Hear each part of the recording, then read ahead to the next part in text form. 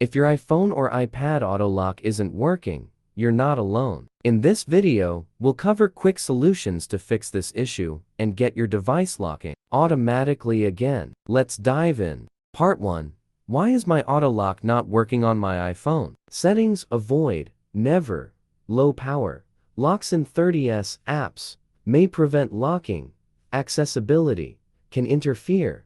iOS update if buggy glitches. Restart devices may override. Profiles may restrict. Part 2. How to fix iPhone auto lock not working on iOS 18, 17, 16. Fix 1. Check auto lock settings. Open the Settings app and scroll down to Tap Display and Brightness. Tap Auto Lock and select the duration you want the screen to automatically lock. Fix 2. Turn off low power mode. Open the Settings app and tap Battery. You'll see battery percentage and low power mode options.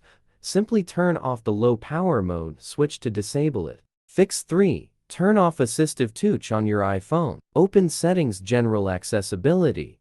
Tap Assistive Touch and turn it off. Auto lock should work again. Fix 4. Turn off passcode and turn it back on. Go to Settings Touch ID or Face ID and Passcode.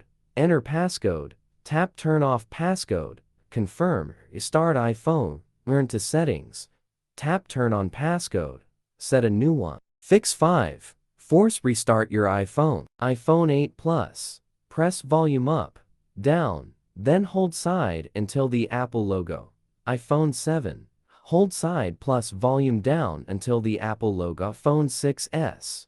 Hold home plus side until the Apple logo. Fix 6. Reset all settings. Open the Settings app on your iPhone. Go to General and tap Reset. Select Reset All Settings and follow the prompts to restore your iPhone settings to their original state. Fix 7. Update your iPhone. Open Settings and tap General. Select Software Update.